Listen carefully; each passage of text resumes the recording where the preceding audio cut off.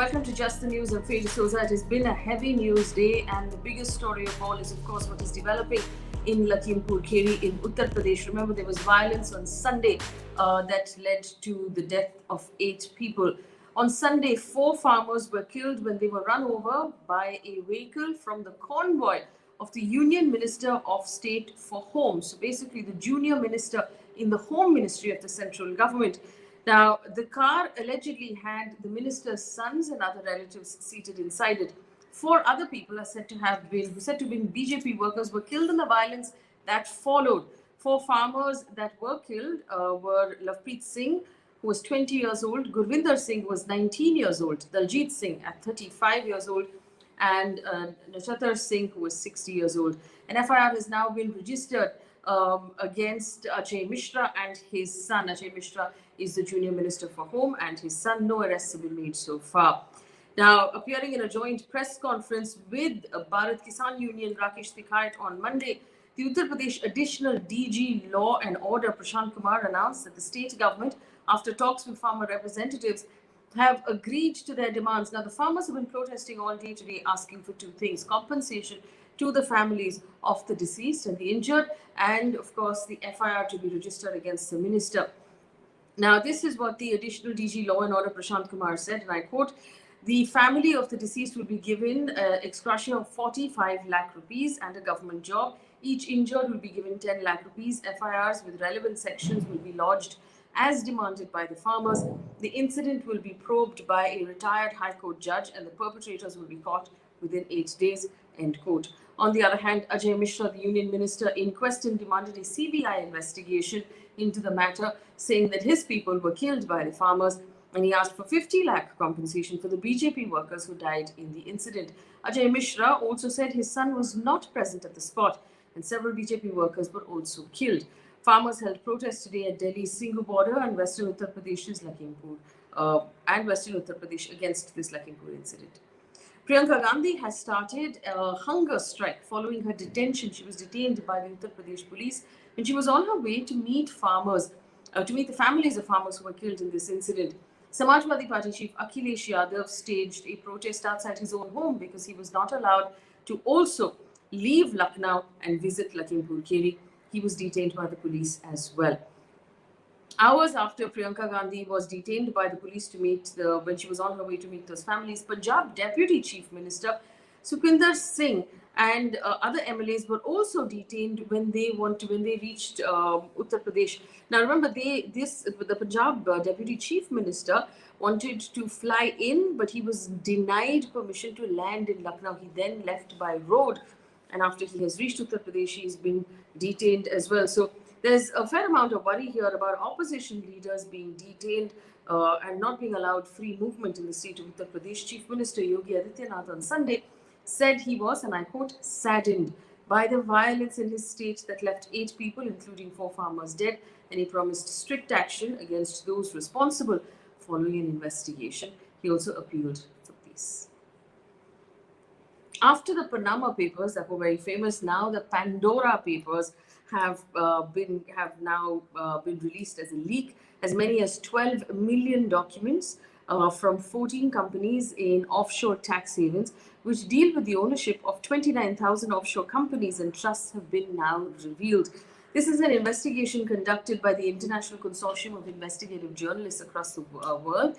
It reveals how individuals and businessmen, many who are already under the scanner, are pushing the envelope to evade detection and evade paying taxes and hiding their money, evading the laws at home in offshore tax havens. Now, the Pandora investigation has apparently more than 300 names. Now, for India, as part of the Consortium of Investigative Journalists, is the Indian Express. So they've said that they have 300 names as of India, as far as India is concerned, for offshore holdings, and as many as 60 prominent individuals and companies have been corroborated, investigated. The report said it will reveal these names in the days to come.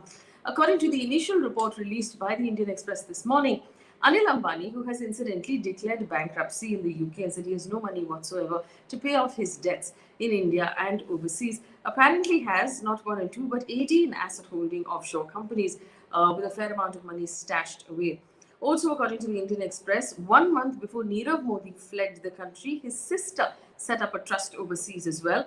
The report says the husband of Kiran Majumdar Shaw, the promoter of Biocon, has set up a trust with keys to a person who is banned by SEBI for insider trading.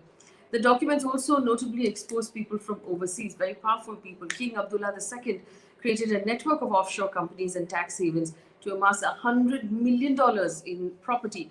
And the empire that stretches from Malibu, California to Washington and London. Other names that have come up across overseas. Family and associates of Azerbaijani president alleged to be secretly involved and to hold millions of dollars in Britain. Kenyan president Kenyatta and 6 family members secretly own a network of offshore companies. Close members of Pakistan Prime Minister Imran Khan's inner circle, including his cabinet ministers and their families, apparently also own secretly owned companies and trusts overseas. Russian President Vladimir Putin, not directly mentioned, but he is linked. Many of his associates have secret assets in Monaco as well. Of course, this story will develop over the next few days as the Indian Express releases the names of the individuals that have now popped up in the Pandora Papers. We'll bring you those updates when we have them. In a video, Haryana Chief Minister Manohar Lal Khattar could be seen telling BJP workers to pick up sticks and employ a tit-for-tat sort of strategy against protesting farmers. He said effectively, and I quote, you organize 500, 700,000 farmers in each district, make them volunteers, and then jaise ko taisa, or tit-for-tat. He asked them to pick up sticks. When one of the people in the audience says, what if we get arrested? He said, don't worry about that. We will handle you getting bail. Besides, if you stay in jail for a couple of months, 2 months, 6 months, you become a big leader by the time you come out. End quote. An update on the NCB's drug bust that involves the son of movie star Shah Rukh Khan. NCB has now been granted custody by a Mumbai court, extended till the 7th of October. Now, Aryan Khan was arrested along with 2 other people, Abbas Merchant and Munmun Dhamecha. NCB Sameer Wankade has told the court that 6 grams of charas is cannabis or marijuana grown in India. 6 grams of charas was found with Abbas Merchant. 5 grams was found with Munmun. There were no contrabands or drug found on the person of Aryan Khan. Lawyer Satish Manishinde, who was arguing for Aryan Khan's bail, said since no contraband has been found in his possession, he is effectively bailable. But the 3 young people have been booked under possession of drugs. Section 20 of the IPC of the Narcotics Act, which involves really small values of drugs for personal use and not for sale, and also consumption of cannabis under the Narcotics, Drugs and Psychotropic Substances Act. In the meantime, the Congress has alleged that Aryan Khan the arrest of Aryan Khan is an attempt to distract from the much bigger case of the seizure of 3,000 kgs of heroin, high quality pure heroin that was seized from the Mundra port in Gujarat about a fortnight ago, and that's worth about 20,000 crore rupees. The party has demanded a Supreme Court monitored probe into the drugs haul. A quick update on our COVID numbers.